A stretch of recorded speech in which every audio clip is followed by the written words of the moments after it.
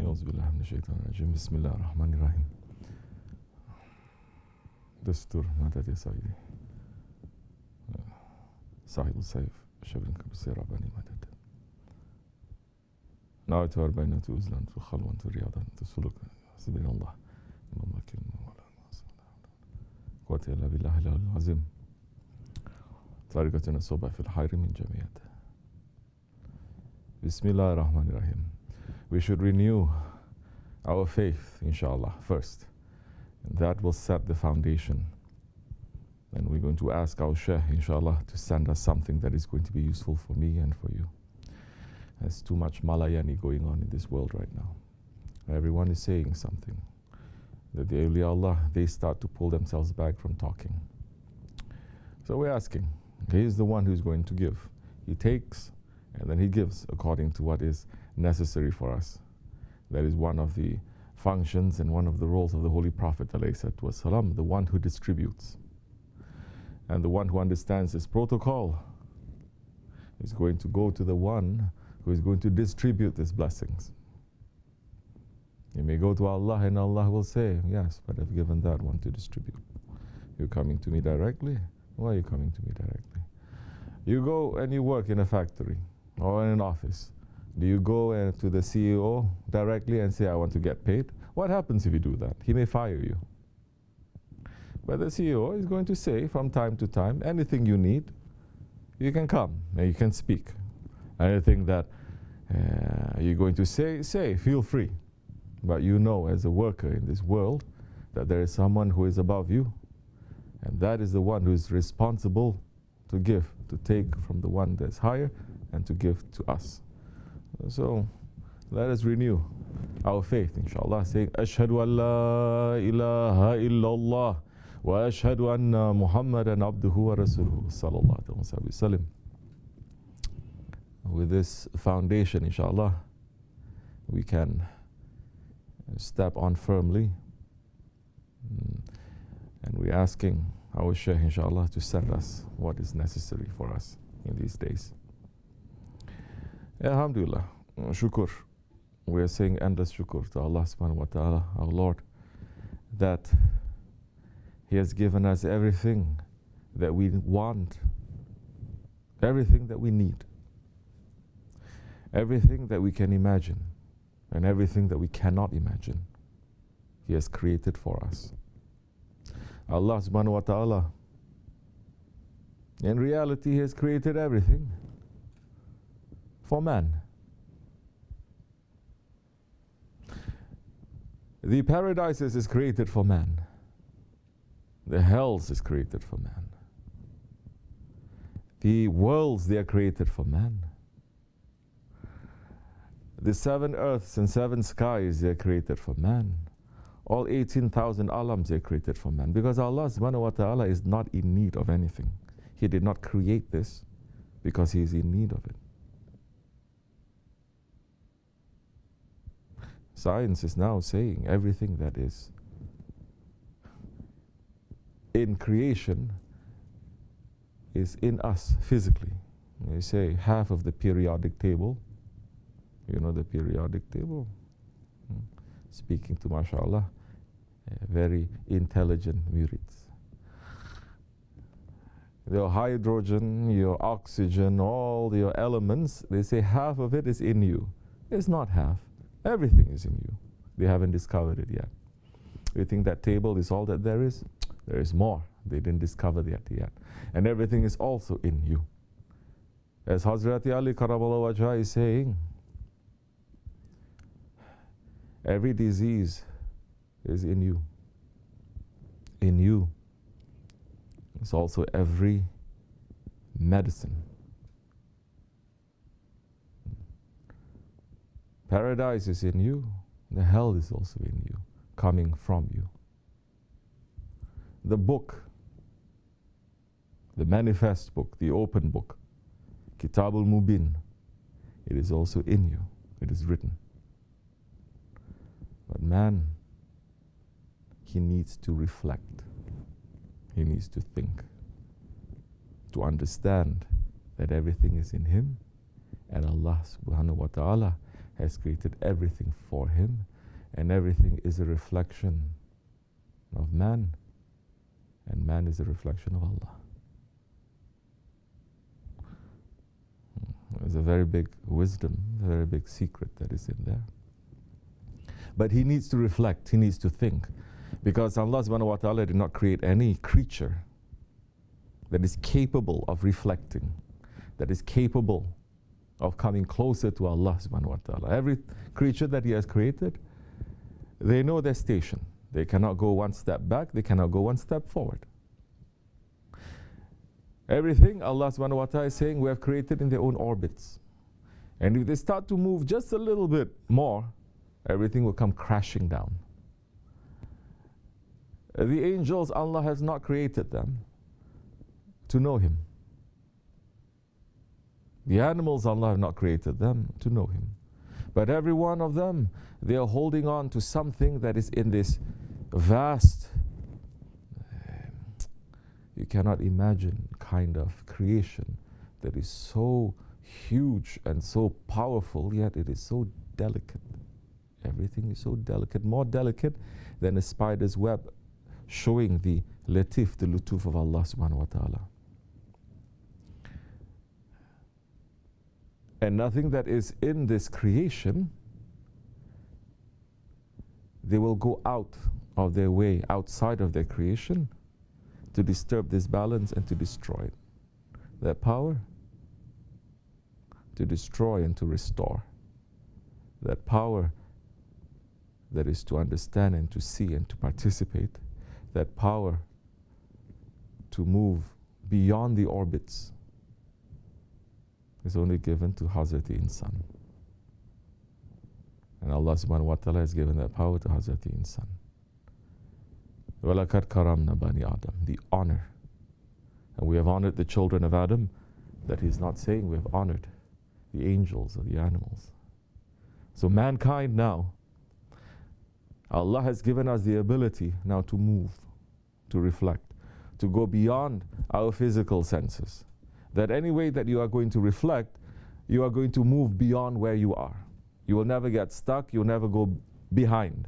If you just reflect on your physical miracle, you will never get stuck. You must go beyond. In the old days, not too long ago, that's why in Islam there is no conflict of faith and science and knowledge of this world. There is no conflict. The knowledge of this world, it is but a byproduct, one sign of the greatness of Allah, because Allah subhanahu wa ta'ala, He did not just create this world, this physical world is the asfala safilin, this is the lowest of the low. He has created countless worlds, countless. The theories that science have come up, that is concerning this world, it may not apply to other worlds, it may not even apply to other planets. We cannot apply that to the sun, maybe.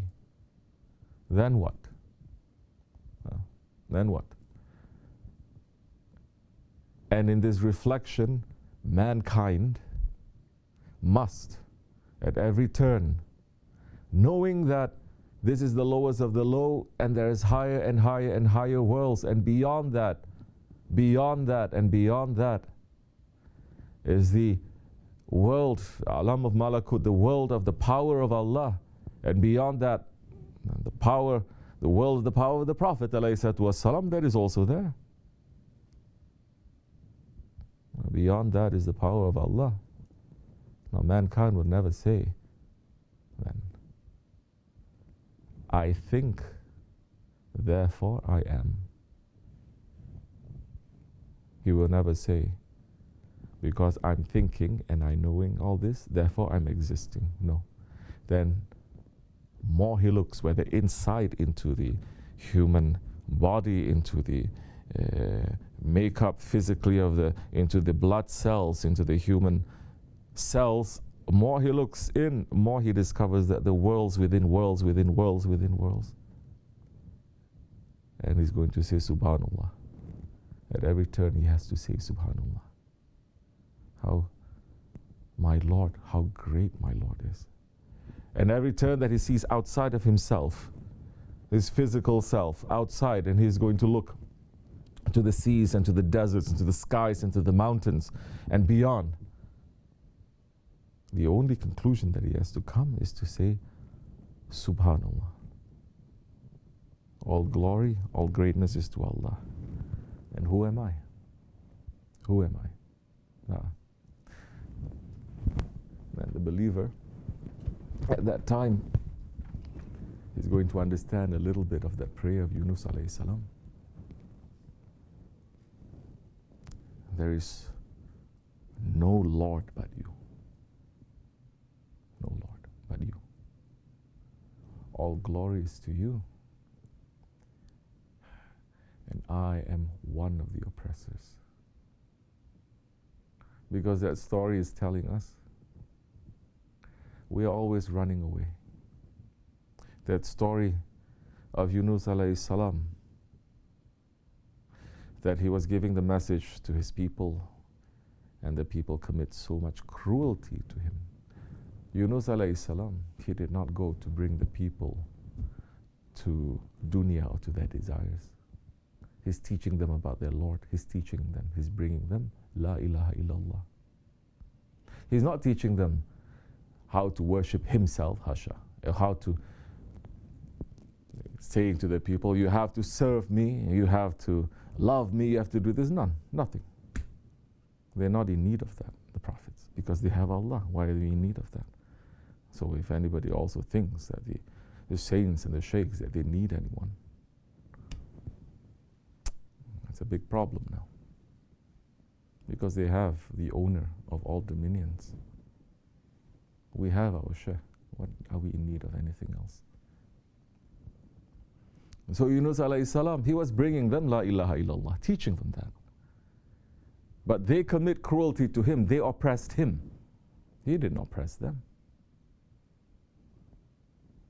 And he got to be so much that he decided to step back. He decided to step back. He went into the ship to leave his people for a while. And in that ship, they recognized that he was a very holy man. But unusual things started happening. And they realized, because as you know, people who are especially traveling on the ship, now they are more sensitive to the signs of Allah and to the signs of nature, correct? You may say they are superstitious, but the understanding is that, look, you can only use your mind and everything to a certain degree. Beyond that, you have to trust on your instincts, trust on your heart and your spirit to know that there are the forces that are at work there. It is not what you think, therefore it is. It is not what you think, therefore you are. No. There's millions of billions of things that's happening, whether you think or you don't think, whether you are or you're not. So those ones that they saw Yunus alayhi salam, they understood that he was a holy man. And when unusual things started happening, and when the ship was about ready to go down because of the storm, and Yunus alayhi salam, the story is, he knew that he was himself, that he had to go into the water now. And they refused. He said, no, please don't. You are Mubarak one, you're a holy one. He said, it must be one of us. Then we're going to pull the straws. We're going to see who it is that gets that straw. Then that one is going to be pulled. He got it. Then they said, no, it must be a mistake. They made him to go again. They didn't want him to go down. Third time, he picked that straw. And he says, now I have to go. And he jumped. The sea became clear, like glass, right away. And one big fish came and swallowed him. And he was there in the belly of that fish for 40 days and 40 nights. making that zikr of La ilaha illa anta subhanaka inni kuntu mina zalimin. He was in seclusion for 40 days and 40 nights. Seclusion inside the secret of a secret. The ocean is a big secret that even today, with all our technology, we still have not discovered even, let's say, 1/10 of the ocean. And he was in the secret, in the belly, right in the center of one of the biggest secrets of the ocean, this animal that is there, and is one of those ones that are the kings of the ocean also, showing, surveying, bringing him all the way down. And for 40 days and 40 nights, more Yunus alayhi salam pulled back into himself, into himself, into himself, into himself, understanding.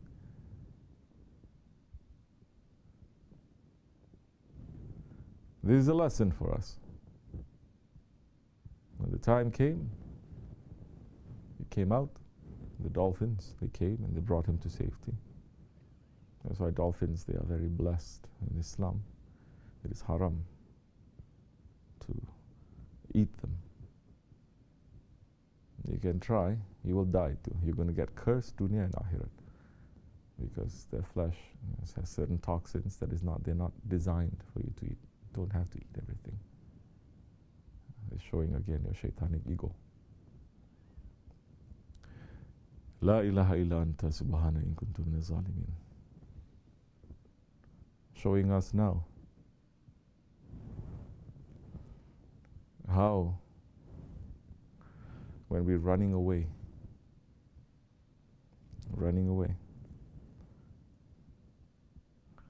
from our own battles, from fighting against our own ego, you may be punished. But if you're running away with the good intentions from your ego, that becomes a seclusion for you. Because Yunus alayhi salam, he did not run away now to go enjoy himself. And he was put into that position where now he has to think for 40 days and 40 nights. Now he is in reflection. Who knows what universes were revealed to him in the belly of that whale. This is a lesson for us.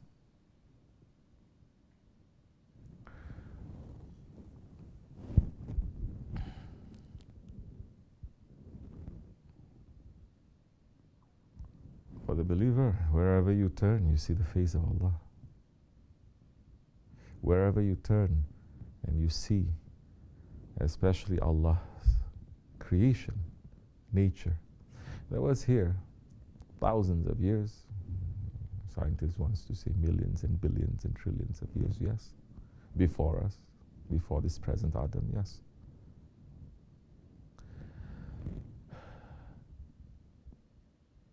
What presence have we put here in this world? What mark did we put? How long? For some time we're able to live with this world. There are some groups of men that Allah subhanahu wa ta'ala has put into this world, some even from other Adams, that they have managed to live in this world, live within the creation of Allah, live within the laws of Allah, and they have learned their Lord that way, and they are part of that creation thousands of years. Like what Omar Khayyam is saying. Some people, maybe they don't like Omar Khayyam so much, but what he's saying, I come like water, and like the wind I go. Yes, of course, so much secrets in there. Like water, you are coming into this world. There's very deep meaning in that. But you disappear like the wind. Meaning, you don't leave anything back here. You don't leave anything. Mankind, whatever that we are even putting now, you think it's going to take nature thousands and thousands of years to cover up our presence here? If something were to happen, all the humans is going to go? No, it only takes some time, very short while. Everything is going to get covered up as if we never existed again, physically. La ilaha illa anta subhanaka in kuntu minaz zalimin. And the one who is understanding this ayat to say, I am not Lord, Ya Rabbi. You are Lord. There is no Lord but you.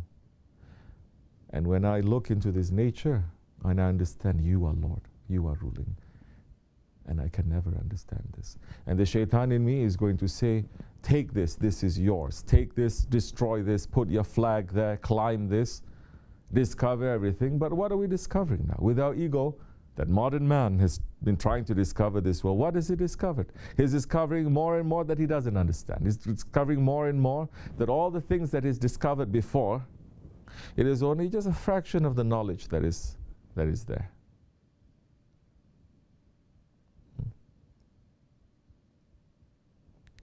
La ilaha illa anta subhana in kuntu minaz zalimin. Subhanaka in kuntu minaz zalimin. Then when we realize that part of ourselves, that ego, that is committing zulm and oppression, and that time we will fall back first to swim in our own orbit, to be part of that circle, to be part of that halakha, to be part of that zikr. And later, saying, you are part of this, you're doing it properly, that time they may move you from circling around this way. They will lift you up. You're still circling around. Then you will discover there is another galaxy that circles around. Subhanallah. More you're going to put your head down. More you put your head down, and Allah is saying, He's declaring me Lord. He's understanding His reality as servant. And I wish for Him to see me more. Saying to the angels, bring Him higher. And higher you're going to go, you're going to see more galaxies circling around. And what are you in this galaxy? Nothing. More you're going to say, La ilaha illallah.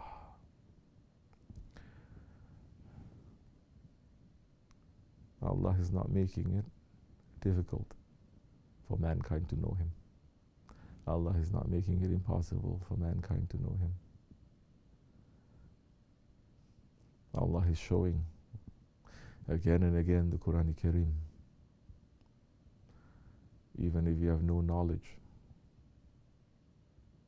whatever that He has put in our heart and whatever He has put in front of our eyes, we'll be able to put two and two together to say La ilaha illallah. And it is only the stubborn, egoistic, shaitanic man who will deny that there is no creator. Everything is happening just like that. May Allah forgive us. And more we are understanding that, more we are in awe, more a man must be in love, more man must be in fear, more man must feel honored that the Lord of all creation has created us special. It's time we're going to wake up. Everything now will make us to wake up, to come back to Him. Because you can see, you can be inside of this miracle of creation, let's say. But if you're not going to put two and two together, you're missing the whole point. Then there is no spirit, there is no secret, then everything is the same. And that time you don't want to leave this world too, because you say this world is all that there is. Sometimes we're going here and there. We're saying, oh, so many people, they like to see these things. And so many times you see old people. Now we're saying, what are you doing here, you old people from, let's say, Pakistan? They're seeing also, they're 80 years old, they're dragging their grandmothers, looking at this, looking at penguins, looking at mountains, looking at trees, and you see all these old people looking, but you see it's nothing, they're not too much interested. Because they say, look, our Western brothers, they're 80, 90 years old, they have a bucket list. I say, bucket list? What bucket? Dog bucket list? Or pig bucket list? Oh, that means they say we have to see all these things before we die. So, oh, subhanallah. You still didn't get it, huh? You still didn't get it. I feel very sorry for you. That's why I see the old ones, they're running around to taste everything, to see everything before they die. And now our own grandmothers and grandfathers, their children know so much, they're bringing them to say, look, you have to see before you die. But not too long ago, and there are still so many, I remember the grandmother coming, mother saying, why don't you bring her to the city and to look at lights? He said, what am I going to look at lights for? I'm 80 years old, I'm going to die. I want to see those lights, not these stupid Christmas lights that I'm going to see. They have some sense, they have some intelligence. Because closer they are coming into the age where they are pulling themselves away from this dunya and they're getting more attracted to the akhirat. More you're getting attracted to the akhirat, then you understand this dunya, it is just, as Allah is saying, it's just trickery, it's just amusement, it's just a veil. They're not interested. Wherever they go now, and they're going to feel very sour to, they say, no, I want to stay home. I want to make some zikr.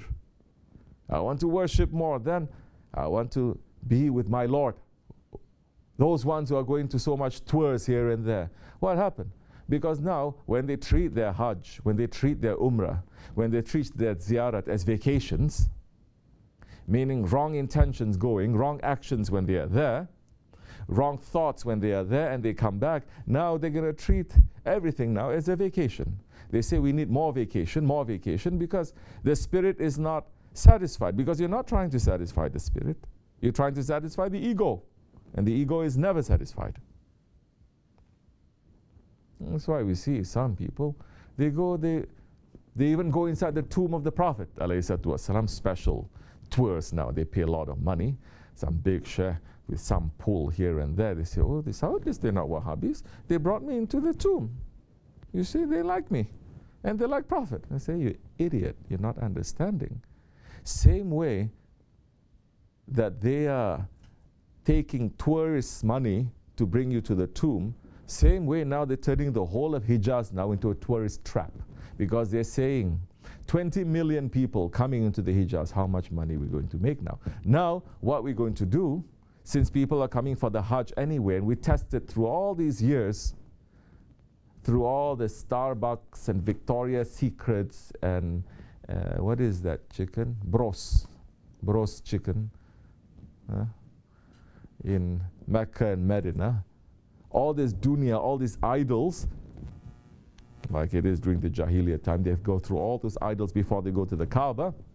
We tested it out for some decades and it's working. Now we're going to turn the whole, not only Mecca and Medina, turn the whole of Hijaz to be like that. Now people are going to go spend 1 month in vacation, go to the Hajj, and then after that, when they come out from the Hajj, they're going to spend weeks in vacation, they're going to spend all their money, and we're going to profit from it. Very good lesson we learned from people, huh? MashaAllah. Seeing all these old people looking, see, what are they looking for? We are coming out, we are traveling, and we say, Subhanallah, but we still, whatever that you are seeing, your heart is still looking for home. Whatever you discover, your heart is still pulling for the home. And if our heart is not pulling for paradise, which is our original home, we're in trouble. That means we've forgotten ourselves. So yeah, there's old people looking, doing all their bucket list. Allah, Allah, astaghfirullah. And then you see all this, these people. Okay, I don't mind all those white people maybe. I saw these brown people bringing a grandfather, grandmother, and they're looking around, forcing them to look at all these things. Astaghfirullah lazim wa atubu ilayh. Yeah. Shaykh Efendi sending us here and there. At least we can say, yes, Shaykh, we are there. We call Azan from middle of this ocean. We call Azan from top of that mountain. We made some zikr in the middle of that forest. In your name. Not for us. We don't want anything in your name. May Allah accept it. May our Prophet be pleased with us. May our Shaykh be pleased with us, inshallah. We are very weak servants. Inshallah Rahman. May we become strong. And may we sit and reflect and understand and learn, because our time is very short. And although it is dangerous in these times, it is also a lot of blessings in these times, because when the majority, they're running, pulling towards the ego, and there's a small minority that is pulling, trying to reach to Allah. Although this small minority, you cannot compare them to those ones that came before. They're making one small, weak step like us. But because of our love for our Shaykh, inshallah, may he carry us through. We are holding on to that. May Allah forgive me and bless you. Wa min Allahu tawfiq. Al-Fatiha. Assalamu alaikum wa rahmatullahi wa barakatuh. It's much is enough, inshallah. Do you have any questions? No. Do you have any questions? No. Many things you want to tell me, maybe. Wait. We will hear them. We have all the time in the world, inshallah. Hi. May you have a blessed night and a blessed Jummah, inshallah. I will see you soon. Assalamu alaikum wa rahmatullahi wa barakatuh. Al-Fatiha.